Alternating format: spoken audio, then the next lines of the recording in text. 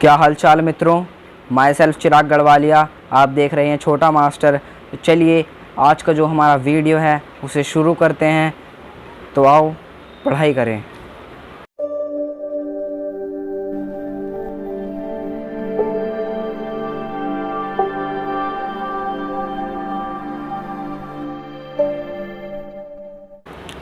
तो सबसे पहले आज हम लोग देखते हैं कि जो हम आज चैप्टर पढ़ने वाले हैं उस चैप्टर का नाम जो है उसका मतलब क्या है। क्योंकि मैं हमेशा ऐसे ही करता हूँ, मैं जब भी किसी चैप्टर को पढ़ाता हूँ तो सबसे पहले उस चैप्टर का जो नाम है उसका मतलब सबको पहले पता होना चाहिए कि हम पढ़ने क्या वाले हैं। ठीक है, तो पिछले चैप्टर में जो मैंने पढ़ाया था वो था लोकल सेल्फ गवर्नमेंट रूरल। अब ये उसी का ही दूसरा पार्ट है, लेकिन ये है लोकल सेल्फ गवर्नमेंट अर्बन। तो रूरल वाले के अंदर तो जो आता है वो आता है ग्रामीण क्षेत्र का, और जब अर्बन की बात आती है तब आता है फिर शहरी क्षेत्र का। ठीक है, इसका मैं एक बार फिर मतलब बता देता हूँ। लोकल का मतलब होता है एक लोकेलिटी जहाँ पर लोग रहते हैं। सेल्फ का मतलब होता है किसी चीज़ को खुद करना, और गवर्नमेंट का मतलब होता है किसी जगह को या फिर किसी चीज़ को गवर्न करना। ठीक है, और अर्बन का मतलब शहरी क्षेत्र। तो इससे हमें क्या पता चलता है कि किसी लोकेलिटी के अंदर सेल्फ गवर्नमेंट बनाना, यानी कि सेल्फ गवर्नमेंट का मतलब है जब हम खुद वोट देते हैं, जब डायरेक्ट इलेक्शन होता है तो उसे कहते हैं सेल्फ गवर्नमेंट, हम खुद बना रहे हैं उस गवर्नमेंट को। तो लोकल सेल्फ गवर्नमेंट एक लोकेलिटी के अंदर एक सेल्फ गवर्नमेंट बनाना, वो भी अर्बन एरिया में, यानी कि एक शहरी क्षेत्र में। तो इसके बारे में अब आगे पढ़ते हैं हम। ठीक है, सबसे पहले हम लोग देखते हैं कि पहली लाइन मैंने यहाँ लिखी क्या है जो कि हाईलाइटेड है। वो लिखी है कि an urban area is regarded as one which is a town और सिटी। एक अर्बन एरिया जो है वो क्या है कि एक अर्बन एरिया क्या होता है, अर्बन एरिया होता है एक शहर, यानी कि वो टाउन भी हो सकता है, यानी कि छोटा शहर भी हो सकता है, और सिटी भी हो सकता है, यानी कि बड़ा शहर भी हो सकता है। ठीक है, फिर आते हैं हम लोग जो हमारा एक्ट पास हुआ था जिससे कि हमारे अर्बन एरियाज़ को गवर्न करने की जो पावर थी वो, और जो अर्बन एरियाज़ को जो एक संवैधानिक दर्जा दिया गया था, वो जो एक्ट था, वो एक्ट पास हुआ था, वो एक्ट क्या है। ठीक है, तो जो एक्ट पास हुआ था उसे कहते हैं हम लोग कॉन्स्टिट्यूशन 74th अमेंडमेंट एक्ट 1992। 1992 में ये अमेंडमेंट एक्ट पास हुआ था, 74th अमेंडमेंट एक्ट नाम था इसका। ठीक है, अब इसके बारे में थोड़ा सा जान लेते हैं। In order to make the urban local bodies more effective, in order to make the urban local bodies more effective, जब अर्बन लोकल बॉडीज़ यानी कि जब कोई शहरी क्षेत्र के अंदर कोई लोकेलिटी होती है, उस लोकेलिटी के अंदर उसे हम और भी ज़्यादा इफ़ेक्टिव बनाना, और भी ज़्यादा उसे मजबूत करना है कि उसके अंदर कोई गवर्नमेंट रहेगी तो वो बहुत अच्छी तरीके से चलेगा। तो the constitution 74th amendment act 1992 also known as the Nagar Palika and municipalities act was passed. जो पास करा गया ये ताकि वो इफ़ेक्टिव बन सके हमारा, और उसे कोई गवर्न कर सके अर्बन एरियाज़ की लोकेलिटी को, तो उसके लिए एक कॉन्स्टिट्यूशन एक्ट पास हुआ जो मैं बता रहा था, 74th अमेंडमेंट एक्ट 1992। इस एक्ट को हम और क्या क्या बोलते हैं, इस एक्ट को हम बोलते हैं नगर पालिका एक्ट और म्यूनसिपैलिटीज़ एक्ट। म्यूनसिपैलिटीज़ और नगर पालिका एक ही बात होती है, नगर पालिका एक्ट और म्यूनसिपैलिटीज़ एक्ट। ये चीज़ आप लोग याद रख लेना। ठीक है, ये चीज़ आप लोग याद रख लेना।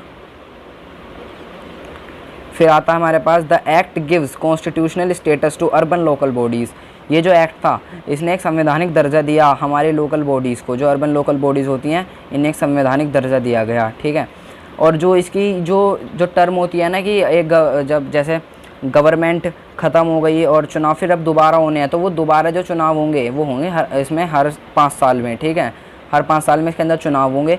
वही होता है ज़्यादातर, तो सब इसके अंदर यही होता है कि 5-5 साल के चुनाव होते हैं, एक तरह का कॉमन सी बात है ये तो। ठीक है, फिर अब हम आते हैं म्यूनसिपल कॉरपोरेशन पे। Municipal corporation is a local self government unit in big cities.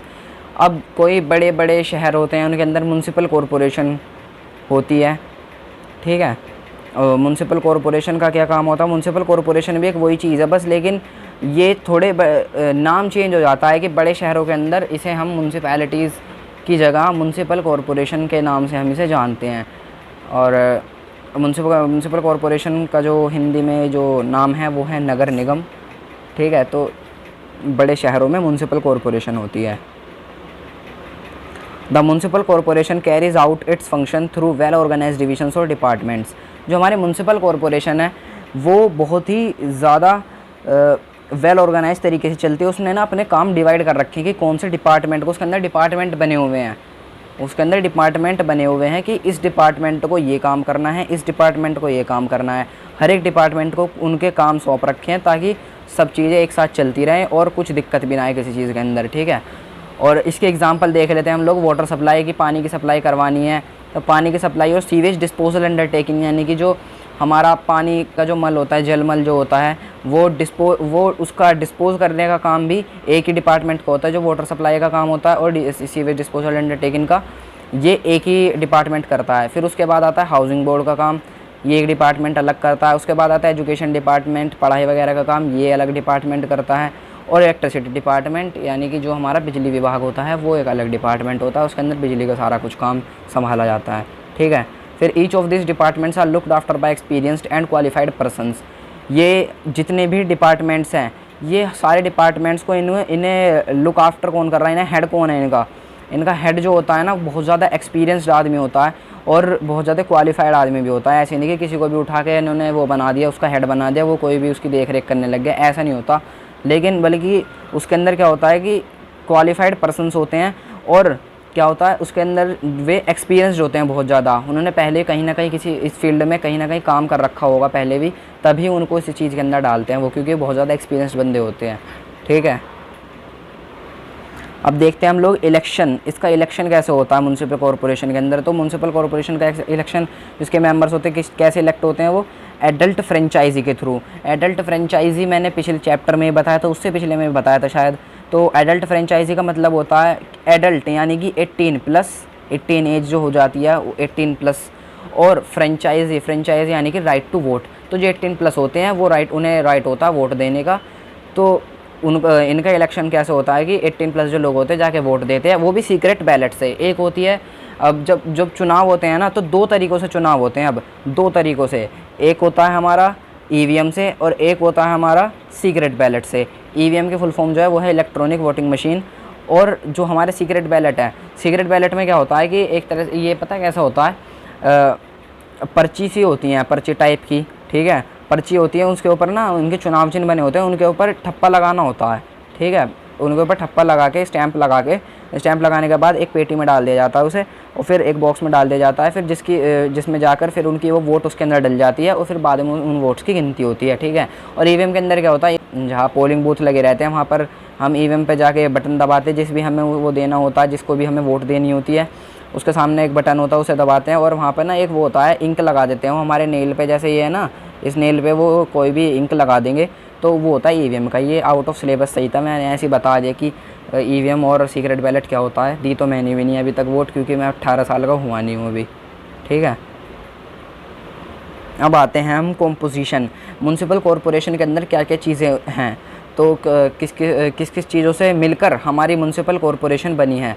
तो इसके अंदर क्या चीज़ होती है, इसके अंदर 4 चीज़ें होती हैं। इसके अंदर होती है सबसे पहले जनरल काउंसिल, फिर दूसरी चीज़ होती है इसके अंदर मेयर, तीसरी चीज़ होती है स्टैंडिंग कमेटी, और चौथी चीज़ होती है इसके अंदर म्युनिसिपल कमिश्नर, ठीक है। इन सब के बारे में हम एक एक करके जानेंगे। अब सबसे पहले हम लोग आते हैं जनरल काउंसिल के ऊपर। तो इसके बारे में पढ़ते हैं कि तो general council is formed, sorry नीचे चला गया, इसको मैं ऊपर कर देता हूँ। The general council is formed of elected members known as municipal councillors.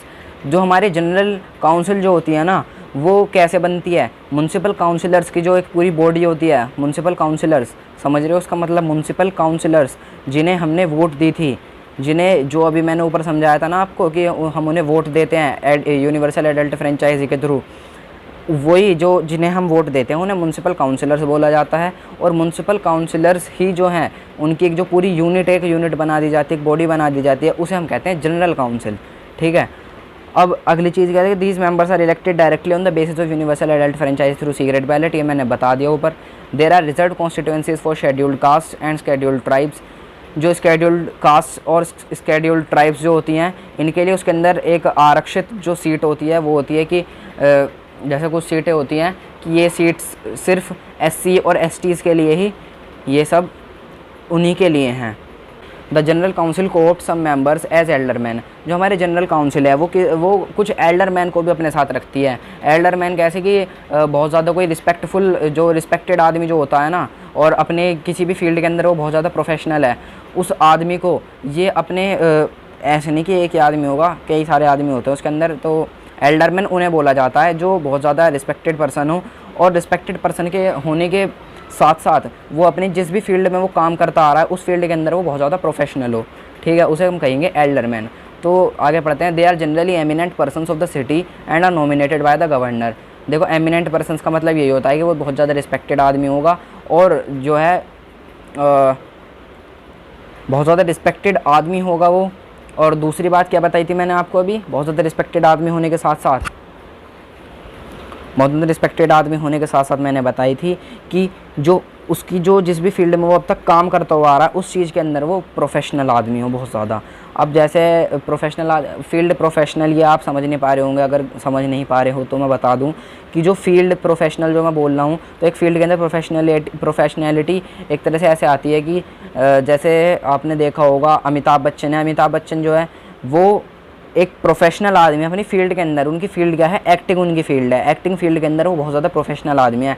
तो ऐसे जो आदमी होंगे, और देखो वो रिस्पेक्टेड आदमी भी है, बहुत ज़्यादा रिस्पेक्टेड है, उनके सब रिस्पेक्ट करते हैं, उनकी एज भी ठीक ठाक है, तो इसलिए ऐसे लोगों को एल्डरमैन कहा जाता है जिन्हें वो अपने साथ रखते हैं जनरल काउंसिल वाले।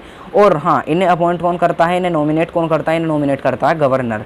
जो हमारा गवर्नर होगा, स्टेट का जो गवर्नर होता है, राज्यपाल जिसे कहते हैं, तो वो इन्हें नॉमिनेट करेगा एल्डरमैन को, तो फिर वो उनके साथ जनरल काउंसिल के साथ रहते हैं, ठीक है। इनका वो नहीं होता, इलेक्शन नहीं होता, हाँ इनका इलेक्शन नहीं होता, इन्हें जो हमारा गवर्नर है वो नॉमिनेट करता है, ठीक है। The general council appoints many other officials except the municipal commissioner. जो जनरल काउंसिल है वो और भी वो ना कई सारे अदर जो दूसरे जो ऑफिशियल्स हैं काम के लिए उन्हें काम सौंप देता है, लेकिन बस किसे छोड़ के, एक म्युनिसिपल कमिश्नर को छोड़ के, ठीक है। फिर आता है हमारे पास मेयर। अब मेयर क्या है, the councillors together with alderman elect among themselves the mayor. अब जो हमारा मेयर है, मेयर का इलेक्शन कैसे होता है, सबसे पहले हम लोग ये देख लेते हैं कि मेयर का इलेक्शन कैसे होगा।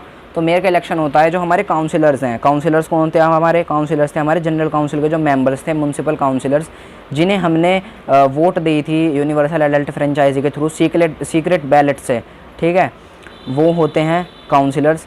तो वे सब मिलके, और जो एल्डरमैन मैंने आपको बताए जिन्हें जो हमारे गवर्नर होते हैं वो उन्हें नॉमिनेट करते हैं, गवर्नर नॉमिनेट करते हैं एल्डरमैन को। और बहुत ज़्यादा जो रिस्पेक्टेड पर्सन होते हैं वो होते हैं अपने फील्ड के अंदर प्रोफेशनल होते हैं, ठीक है।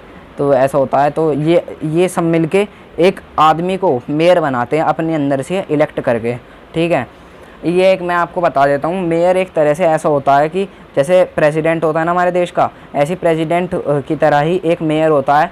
और मेयर का क्या हिसाब होता है कि मेयर ना जो सिटी है, मेयर जो सिटी है, जिस सिटी का भी म्युनिसिपल जो कॉरपोरेशन उसके अंदर जो भी मेयर है वो पहला सिटीज़न माना जाएगा, पूरी सिटी का सबसे पहला सिटीज़न माना जाएगा, फर्स्ट सिटीज़न। ऐसे ही जो हमारा प्रेसिडेंट होता है, प्रेसिडेंट हमारे इंडिया का फर्स्ट सिटीज़न माना जाएगा, हमारे देश का पहला सिटीज़न, पहला नागरिक माना जाएगा वो, ठीक है। तो थोड़ा सा सिमिलैरिटी है मेयर और प्रेसिडेंट के अंदर ये।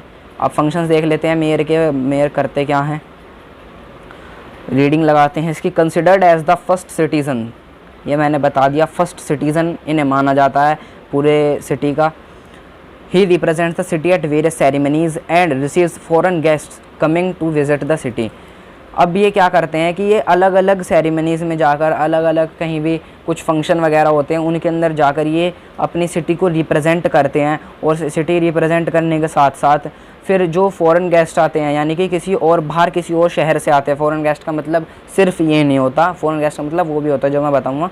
फ़ॉरेन गेस्ट का मतलब सिर्फ ये नहीं होता कि कोई दूसरे देश से आ रहा है, फ़ॉरेन का मतलब दूसरा देश नहीं होता, फ़ॉरेन का मतलब होता है जब हम किसी पर्टिकुलर चीज़ की बात कर रहे हैं उससे बाहर से जब कुछ चीज़ आ रही है। तो मेयर एक पर्टिकुलर सिटी का वो है फर्स्ट सिटीज़न, और एक सिटीज़न मेयर जो है एक पर्टिकुलर सिटी का सिटीज़न कह लो, फर्स्ट सिटीज़न कह लो। और जो फ़ॉरेन गेस्ट की बात हो रही है, फ़ॉरेन गेस्ट का मतलब है उस सिटी से अलग से जो बंदा आएगा कोई और, तो उस सिटी के अंदर दूसरी सिटी से जो आ रहा है ना उसे कहेंगे हम फॉरेन गेस्ट। तो जो उनकी सिटी के अंदर आ रहा है उन्हें भी रिसीव जो करेगा जाके वो होगा हमारा मेयर, रिसीव करता है जाके, ठीक है। फिर देखते हैं he presides over the meetings of the corporation, वो हमारी जो कॉरपोरेशन की, म्यूनसिपल कॉरपोरेशन की जो मीटिंग होती है उन्हें प्रिसाइड करते हैं। प्रिसाइड का मतलब है उन्हें हेड करते हैं, वो उनके हेड होते हैं कि वही चलाते हैं पूरी की पूरी मीटिंग को, ठीक है। एक तरह से संचालक होते हैं वो। जो लोग बिग बॉस देख रहे होंगे उन्हें पता होगा संचालक का मतलब क्या होता है, तो बताने की ज़रूरत है नहीं। संचालक का मतलब ऐसे ही होता है जो किसी चीज़ को चला रहा होता है। चलाना क्या, मीटिंग को चलाना कॉरपोरेशन की, ये उनका काम होता है। He regulates and conducts business of the corporation, सारे काम बिजनेस जो यानी कि कॉरपोरेशन के जो काम है म्यूनसिपल कॉरपोरेशन के, सब चीज़ की देख रेख इनके पास ही होती है। He acts as a link between the corporation and the state government, ये अब देखो ये एक लिंक है म्यूनसिपल कॉरपोरेशन और स्टेट गवर्नमेंट के बीच में। अब क्या होता है कि जो स्टेट गवर्नमेंट है वो सीधा म्यूनसिपल कॉरपोरेशन से बात नहीं करती, पूरी म्यूनसिपल कॉरपोरेशन से।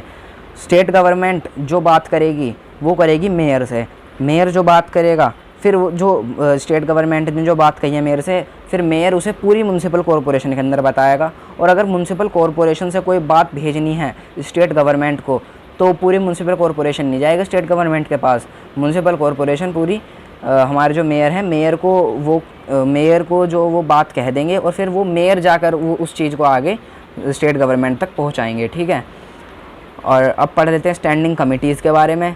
The members of the general council are represented on standing committees through elections. There are different standing committees to deal with subjects like finance, health, engineering, taxation and welfare schemes. जो standing committees होती हैं वो general council के members ही वो उसे represent करते हैं स्टैंडिंग कमेटी को। अब उसके अंदर क्या क्या चीज़ें होती हैं, किस किस चीज़ को, जो सब्जेक्ट्स जो उनके किस किस विषयों पे वे काम करते हैं। तो एक तो फाइनेंस पे, यानी कि जो हमारा यानी कि पैसों का जो मामला होता है, वित्त का जो मामला होता है, ठीक है। हेल्थ यानी कि जो हमारी हेल्थ तो भाई सबको पता ही है, स्वास्थ्य है। इंजीनियरिंग यानी कि हमारा जो इंजीनियरिंग है, इसमें क्या बताना। फिर टैक्सेशन, टैक्स के बारे में जानकारी, वो टैक्स का जो विषय होता है उसका सारा काम इसके अंदर होता है। और वेलफेयर स्कीम्स यानी कि दूसरों के लिए, जो हमारी जो पब्लिक है, जो हमारी जनता है, उस जनता के लिए, उस जनता के वेलफेयर के लिए, और उस जनता के वेलफेयर के लिए स्कीमें निकालना, ये भी इनका स्टैंडिंग कमेटीज़ का ही इसके अंदर ही आता है, ठीक है। फिर म्यूनसिपल कमिश्नर पर आते हैं हम। The municipal commissioner is appointed by the governor और सेंट्रल गवर्नमेंट। जो हमारा म्यूनसिपल कमिश्नर होता है उसे कौन अपॉइंट करता है, उसे अपॉइंट करते हैं हमारे गवर्नर या फिर सेंट्रल गवर्नमेंट। या तो हमारे सेंट्रल गवर्नमेंट, मोदी जी वाली जो सरकार है वो, या तो वो अपॉइंट करेगी, या फिर हमारे गवर्नर जो राज्यपाल होते हैं, हमारे जो स्टेट के राज्यपाल होते हैं, या फिर वो गवर्न करेंगे, ठीक है। He is the chief executive of the corporation, वो होता है चीफ एग्जीक्यूटिव म्यूनसिपल कॉरपोरेशन के सबसे ऊपर, chief executive. His functions include the following, अब इनके फंक्शंस देख लो। To carry on and control the administration of the corporation, ये कैरी ऑन करते हैं और कंट्रोल करते हैं, यानी कि जो एक तरह से जो पूरी कॉरपोरेशन है ना वो इनकी मुट्ठी में है, समझ रहे हो। जो पूरी कॉरपोरेशन है वो इनकी मुट्ठी में है। जो पूरी कॉरपोरेशन की जो एडमिनिस्ट्रेशन है, कैसे चल रही है पूरी कॉरपोरेशन, म्यूनसिपल कॉरपोरेशन, वो सारी की सारी इनके पास, पूरी वो इनके पास मुट्ठी में होती है, यानी कि म्यूनसिपल कमिश्नर की। To maintain and safeguard all municipal properties, records etcetera, सारी चीज़ें मेंटेन रखनी, सब चीज़ों को सेफ गार्ड करके रखना, यानी कि सब चीज़ों को सेफ़ रखना बिल्कुल, ठीक है। म्यूनसिपल प्रॉपर्टीज़ जो होती हैं और रिकॉर्ड्स होते हैं, सारे रिकॉर्ड्स जितनी भी फाइलें होती हैं, सब चीज़ का जिम्मा म्यूनसिपल कमिश्नर के पास होता है। To prepare financial budgets and perform other related functions, जो फाइनेंशियल बजट्स आते हैं हमारे, जैसे हमारे देश का भी आपने सुना होगा, जो हमारे वित्त मंत्री होते हैं हमारे देश के, वो एक फाइनेंस बजट लाते हैं, एक फाइनेंशियल बजट लाते हैं देश के सामने। मेरे हिसाब से तो हर साल लाते होंगे शायद, वो मेरे इतना ध्यान नहीं है, हर साल लाते होंगे। ऐसे यहाँ पे फाइनेंशियल बजट बनाया जाता है। तो उस बजट का ये होता है कि अब हमारे देश के अंदर इतना पैसा है, अब इतने पैसे से क्या क्या काम होना है, ऐसे ये होता सब कुछ फाइनेंशियल बजट में। और उससे जो अदर रिलेटेड फंक्शंस हैं, यानी कि फाइनेंस से ही अदर रिलेटेड फंक्शन हम कह सकते हैं, वो सब काम भी म्यूनसिपल कमिश्नर के पास ही होता है, ठीक है। अब देखते हैं हम म्यूनसिपल कॉरपोरेशन के जो फंक्शंस हैं, कुछ कंपलसरी फंक्शंस हैं और कुछ ऑप्शनल फंक्शंस हैं। कंपलसरी की ये तो करने हैं, नहीं तो जनता इनके ऊपर चढ़ जाएगी। और दूसरी होगी ऑप्शनल फंक्शंस, यानी कि भाई करो मत करो, पैसे होंगे तो कर देना, नहीं होंगे तो मत करो, कोई कुछ किसी के ऊपर जोर नहीं दे रहा, ठीक है। कंपलसरी फंक्शंस देखते हैं। कंपलसरी फंक्शंस क्या है भाई? स्कूल्स हैं, स्कूल होने बहुत ज़्यादा ज़रूरी हैं, बच्चों के लिए शिक्षा होनी बहुत ज़्यादा ज़रूरी है। जो लोग नहीं पढ़ा पाते प्राइवेट स्कूल्स में, जो लोग नहीं पढ़ा पाते प्राइवेट स्कूल्स के अंदर, वो अपने बच्चों को कम से कम सरकारी स्कूल में तो भेज के पढ़ाएं, कुछ ना कुछ तो वो पढ़ेंगे ही। और जो बच्चा, एक बात मैं बता दूं, जो बच्चा पढ़ने वाला होता है ना, वो कहीं भी पढ़ लेगा। उसे किसी भी स्कूल में भेज दो, सरकारी में भेज दो, प्राइवेट में भेज दो, कहीं भी भेज दो, वहीं पढ़ लेगा वो। ठीक है, आज का ज्ञान। फिर अगली चीज़ देखते हैं, लाइटिंग। जितना भी लाइट वगैरह का काम होगा, स्ट्रीट लाइट, रोड पे जो लाइट लग रही हैं, हर जगह की लाइट जो हमारी सिटी के अंदर आ रही होंगी, सब चीज़ का काम इनका ही होगा। ठीक है, ये कंपलसरी फंक्शन है, होना चाहिए ज़रूर, नहीं तो जनता चढ़ जाएगी इनके ऊपर। हेल्थ सर्विसेज देखते हैं। हेल्थ सर्विसेज यानी कि सैनिटेशन के साथ, हैंड सैनिटेशन करनी, हर जगह साफ़ सफाई रखवानी पूरी सिटी के अंदर, ये बहुत ज़्यादा ज़रूरी चीज़ है ताकि कोई लोग बीमार न रहें। और हेल्थ सर्विसेज जैसे कैंपेन लगते हैं, वो आते हैं ना पोलियो पिलाने वाली, जो पोलियो की दवाई पिलाने जो आंटी आती हैं घरों पे, वो वाली काम भी वो हेल्थ सर्विसेज ही होती हैं, वो इस तरीके की। अब देखते हैं हम ऑप्शनल फंक्शंस क्या हैं। भाई, पैसा है तो सब कुछ हो सकता है, पैसा होगा तो ये काम तो यूँ ही हो जाएंगे, ये तो ऑप्शनल चीज़ है, पैसा होगा तो कर लो। अब क्या है ऑप्शनल फंक्शंस? पार्क्स हैं। पार्क्स का क्या करना? पार्क्स तो एक वो हो गई कि हाँ, एक तरह से ज़रूरी चीज़, इतनी ज़रूरी चीज़ थोड़ी ना है पार्क्स। बस ऐसी है कि लोगों के मनोरंजन के लिए घूमने चले गए, सुबह सुबह, शाम को चले गए घूमने। ये ऐसे नहीं है कि इसकी वजह से हम जी नहीं सकते या इसकी वजह से हमारा कुछ घाटा हो गया। फिर आते हैं रेस्ट हाउसेज़ पे। रेस्ट हाउसेज़ यानी कि ज़रूरी नहीं है रेस्ट हाउसेज़ बनाने। रेस्ट हाउसेज़ में क्या होता है कि जो बाहर से कोई लोग आते हैं, उनके रहने वहने की जगह यहीं बन जाती है। ट्रांसपोर्टेशन का क्या है कि सरकारी कुछ चीज़ें, सरकार कुछ ट्रांसपोर्टेशन के लिए कुछ मदद करवाती है किसी की। इतना मुझे जानकारी है नहीं कि किस चीज़ के ट्रांसपोर्टेशन की बात हो रही है यहाँ पे। वैसे एक तरह से ट्रांसपोर्टेशन हम ऐसे कह सकते हैं कि जो सरकारी हॉस्पिटल होते हैं उनके अंदर सरकारी एम्बुलेंस रखवानी, वो एक तरह से ट्रांसपोर्टेशन ही होगा मेरे हिसाब से। जब मरीज़ को ले जाया जाता है या लेके आया जाता है, कहीं कुछ भी हो सकता है, तो वो भी ट्रांसपोर्टेशन होगी। ठीक है, अब आते हैं म्युनिसिपल कमेटी के ऊपर। एक अगला टॉपिक, नया टॉपिक खुल के आया है सामने, इसका नाम है म्युनिसिपल कमेटी। तो चलिए इसे भी शुरू करते हैं। 3 विंग्स रहते हैं हमारी म्युनिसिपल कमेटी के अंदर। 3 विंग्स कौन कौन से हैं? जनरल बॉडी है, चेयरमैन है या फिर प्रेसिडेंट कह दो, चीफ एग्जीक्यूटिव ऑफिसर है या फिर सेक्रेटरी कह दो। ओके, 3 विंग है, सुन लो। एक जनरल बॉडी है, एक चेयरमैन कह दो या प्रेसिडेंट कह दो, एक एग्जीक्यूटिव ऑफिसर है, या तो एग्जीक्यूटिव ऑफिसर कह दो या सेक्रेटरी कह दो, वो आपके ऊपर बात है। जो आप यहाँ कहते हो आप वो कहो। फिर आएगा हमारे पास जो हम पढ़ेंगे अब, वो है general body of the municipal committee. General body के बारे में सबसे पहले पढ़ेंगे। अब जनरल बॉडी क्या है म्युनिसिपल कमेटी की, तो चलिए इसे पढ़ते हैं। The members of the general body of the municipal committee are called councillors. अब देखो, जो हमारी जनरल बॉडी है म्युनिसिपल कमेटी की, उसके जो जितने भी मेंबर हैं उन्हें हम काउंसिलर्स कहेंगे। अभी जब मैं आपको ऊपर बता रहा था म्युनिसिपल कॉरपोरेशन के जो मेंबर्स थे वो भी हमारे म्युनिसिपल काउंसिलर्स थे, ये भी काउंसिलर हैं, वो भी काउंसिलर्स हैं। ठीक है, फिर पढ़ते हैं, they are elected from municipal wards. ये देखो, अब ये इलेक्ट होते हैं म्युनिसिपल वार्ड्स से। म्युनिसिपल वार्ड्स का मतलब क्या होता है? म्युनिसिपल वार्ड्स का मतलब होता है कि वार्ड बनाए जाते हैं, कि ward number 1, ward number 2, ward number 3, ward number 4। जहाँ हम पहले रहते थे हमारा वार्ड नंबर था 3, लेकिन अब जो हम पहले ही रहते थे, अब उस वार्ड को, पहले वो वार्ड था 3, अब वो वार्ड बना दिया 5। ठीक है, जहाँ हम पहले रहते थे मोदी नगर में। ठीक है, अब आएंगे हम अगली चीज़ पे। The number of members depends upon the population of the city. जो नंबर ऑफ़ मेंबर्स होंगे हमारे, नंबर ऑफ़ मेंबर्स से मतलब है जो हमारे मेंबर्स बनाए जाएंगे, जो हमारे सभासद, इसे हम हिंदी में बोलते हैं, वहाँ पे हम सभासद बोलते हैं। और सभासद के जितने भी मेंबर्स होंगे, उन मेंबर्स की जो संख्या होगी कि इस सिटी के अंदर इतने मेंबर्स होने चाहिए, वो होगा कि इस सिटी की पॉपुलेशन कितनी है। अगर जिस हिसाब से पॉपुलेशन होगी, जिस हिसाब से जनसंख्या होगी, उस हिसाब से इसके अंदर मेंबर्स की जो काउंटिंग है वो रखी जाएगी कि इतने मेंबर्स होंगे इसके अंदर। बस इतने मेंबर्स का मतलब है कि इतने ही वार्ड बनाए जाएंगे। हर वार्ड से एक मेंबर जो है, एक मेंबर बन जाता है। जो हर वार्ड में जीतता है चुनाव के अंदर, वो मेंबर बन जाता है। इसका जो चुनाव होता है, मैं आपको ऐसे बता दूं, जो इसका चुनाव होता है सीक्रेट बैलेट से होता है। वो भी ऊपर मैंने समझा दिया सीक्रेट बैलेट क्या होता है, समझ ना हो दोबारा पीछे करके देख लेना वीडियो। अब चलते हैं एलिजिबिलिटी। अब इसके लिए एलिजिबिलिटी क्या है, कोई आदमी कैसे लड़ सकता है इसका चुनाव, सभासद वाला, म्युनिसिपल कमेटी वाला। अब इसे देखते हैं। Eligibility for contesting elections to the general body of the municipal committee are same as in the case of municipal corporation. Eligibility कुछ नहीं है, एलिजिबिलिटी वही है जो म्यूनसिपल कॉरपोरेशन के अंदर थी। म्यूनसिपल कॉरपोरेशन के अंदर जो मैंने म्यूनसिपल कॉरपोरेशन पढ़ा दिया वही है म्यूनसिपल कमेटी। बस फ़र्क इतना है, हाँ फ़र्क इतना बता रहा हूँ मैं, फ़र्क इतना है कि म्यूनसिपल कॉरपोरेशन बड़े शहरों में आती है और म्यूनसिपल कमेटी छोटे शहरों में आती है। यानी कि म्यूनसिपल कॉरपोरेशन आएगी सिटीज़ में और म्यूनसिपल कमेटी आएगी टाउन्स में, जो मैं अपने हिसाब से आपको बता रहा हूँ। ठीक है, टर्म देखते हैं अब इसकी कितने साल बाद चुनाव होंगे। तो साल का कैसा होता है ना, ये तो एक कॉमन सी चीज़ बन गई है कि 5 साल बाद चुनाव होते हैं हर जगह। एक बार सरकार बन गई तो उसके बाद फिर 5 साल बाद चुनाव होंगे। एक बार पढ़ लेते हैं इसे भी। अकॉर्डिंग टू द न्यू नगर पालिका एक्ट, नगर पालिका एक्ट वो जो शुरू में बता दिया था 74th अमेंडमेंट एक्ट 1992 में जो आया था 74th अमेंडमेंट एक्ट, उसे ही हम नगर पालिका एक्ट भी बोलते हैं। तो वो जो है उसके हिसाब से क्या है कि all rural and urban local self government bodies have a uniform term of 5 years in all states.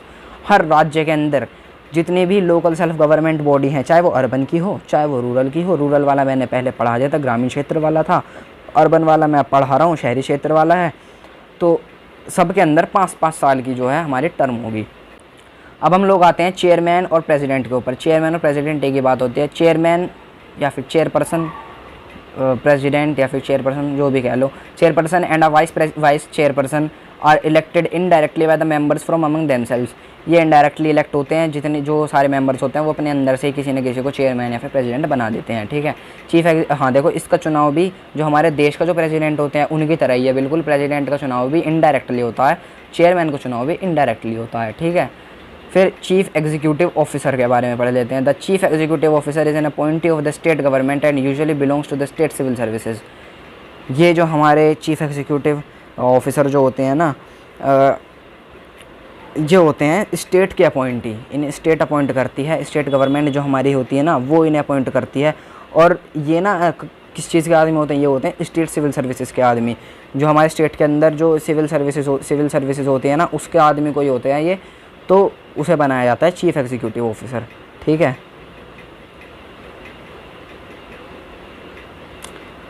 अब पढ़ते हैं the district administration. The district collector is the highest officer in a district for the purpose of revenue collection. जो हमारे district collector होते हैं वो सबसे ऊपर ऑफिसर होते हैं, सबसे हाईएस्ट ऑफिसर होते हैं एक डिस्ट्रिक्ट के अंदर, एक ज़िले के अंदर। जी उनसे बड़ा, उनसे ऊपर कोई नहीं होता एक ज़िले के अंदर। जो ज़िले के अंदर पोस्ट मिली हुई होती है उनसे ऊपर पोस्ट किसी की नहीं है, डिस्ट्रिक्ट कलेक्टर की है। डिस्ट्रिक्ट कलेक्टर का क्या काम होता है? रेवेन्यू कलेक्ट करना, इसलिए इन्हें कहा जाता है कलेक्टर, डिस्ट्रिक्ट कलेक्टर। अपॉइंटमेंट देखते हैं इनकी अपॉइंटमेंट कैसे होती है। ये भाई साहब होते हैं आईएएस ऑफिसर होते हैं ये, तब बनते हैं डिस्ट्रिक्ट कलेक्टर। ऐसे नहीं किसी को भी बना दिया। आईएएस ऑफिसर का पेपर होता है बहुत तगड़ा, यूपीएससी का नाम सुना है, बहुत तगड़ा पेपर होता है वो। इनकी अपॉइंटमेंट देख लो एक बार। The district collector belongs to the Indian administrative service. याद कर लेना, वैसे याद करने की ज़रूरत नहीं है पर काम तो आएगी आगे चल के। इंडियन एडमिनिस्ट्रेटिव सर्विस नाम ये याद कर लेना, आईएएस की फुल फॉर्म होती है ये। And is appointed by the state government, state government इन्हें अपॉइंट करती है और आईएएस ऑफिसर होते हैं ये। ठीक है, फंक्शंस देख लेते हैं इसके अब क्या है। Collection of revenue, maintenance and updating of land record. ज़मीन का जो जितना भी ज़मीन का जो रिकॉर्ड होता है, कितनी ज़मीन है, किसके पास है, सब चीज़ें कलेक्टर के पास होती है। इस सब चीज़ की अपडेटिंग करना कि कौन सी ज़मीन किसने ख़रीद ली, अब वो ज़मीन या सरकार के अंडर में आएगी या कैसे आएगी, उस सब चीज़ों की मेंटेनेंस रखना, सरकारी ज़मीनों की, सब काम अपने कलेक्टर भाई साहब का है। लॉ एंड ऑर्डर को मेंटेन करवाना ज़िले के अंदर, ये भी अपने कलेक्टर भाई साहब का है। Supervision and execution of all plans of the union and state governments. Supervise करना और एग्जीक्यूट करना जितने भी प्लान हैं। एग्जीक्यूट का मतलब होता है सारे प्लान्स को लागू करना। याद रख लो, दिमाग में बिठा लो, सिविक्स के अंदर 3 शब्द जरूर आएंगे, लेजिस्लेटिव, एग्जीक्यूटिव, जुडिशरी। लेजिस्लेटिव मतलब कानून को बनाना, एग्जीक्यूटिव मतलब उस कानून को लागू करवाना, जुडिशरी का मतलब उस कानून से फैसला सुनाना। ठीक है, एग्जीक्यूशन करवा दिया। सुपरविजन मतलब देख रेख करना। ठीक है, supervision and execution of all plans, जितने प्लान्स हैं उन सब प्लान्स की देख रेख करना और मतलब उन्हें एक बार चेक करना, चेक हम कह सकते हैं, चेक करना। और एग्जीक्यूशन उनको लागू करवाना यूनियन के अंदर और स्टेट गवर्नमेंट्स के अंदर। यूनियन गवर्नमेंट हमारी क्या है? हमारी मोदी सरकार है। स्टेट गवर्नमेंट हमारी क्या है? जो यूपी में रहते हैं उनके लिए योगी आदित्यनाथ है। ठीक है, हमारी योगी सरकार है। अब जो सबसे लास्ट में हमारा एक टॉपिक आता है, बहुत ज़्यादा इम्पोर्टेंट, मोस्ट इम्पोर्टेंट है, ये है डिफरेंस हमारा म्युनिसिपल कॉरपोरेशन और म्युनिसिपल कमेटी के बीच में। ये डिफरेंस बिल्कुल दिमाग में छाप लेना अपने, कुछ भी करके। डोरेमोन वाला एपिसोड देखा होगा, वो ब्रेड पे छाप लेता है और खा लेता है नोबिता, और सब कुछ याद हो जाता है। ऐसा कर सको, ऐसा कर लेना, याद हो जाएगा भाई, याद कर लेना बस। मैं ये नहीं कह रहा ऐसे याद होएगा, इसे याद कर लेना, बहुत ज़्यादा इंपॉर्टेंट है। एक बार मैं बता देता हूँ म्युनिसिपल कॉरपोरेशन और म्युनिसिपल कमेटी के बीच में क्या डिफरेंस होता है। म्युनिसिपल कॉरपोरेशन क्या है? It is meant for bigger cities. Municipal corporation बड़ी सिटीज़ के लिए बनाई जाती है, म्युनिसिपल कमेटी छोटी सिटीज़ के लिए बनाई जाती है। मैंने बता दिया था, ठीक है। Municipal corporation, the mayor is the head of the corporation, mayor इसका हेड होता है म्युनिसिपल कॉरपोरेशन का। और म्युनिसिपल कमेटी के अंदर चेयरमैन हेड होता है, चेयरमैन या प्रेसिडेंट कह देते हैं उसे, चेयरपर्सन कह देते हैं, वो हमारी कमेटी का हेड होता है, ठीक है। It has more powers and sources of revenue. Municipal corporation के पास ज़्यादा पावर्स होती हैं और ज़्यादा सोर्स होते हैं रेवेन्यू के, ज़्यादा सोर्स होते हैं पैसों के, ठीक है। और जो म्युनिसिपल कमेटी होती है उनके पास ज़्यादा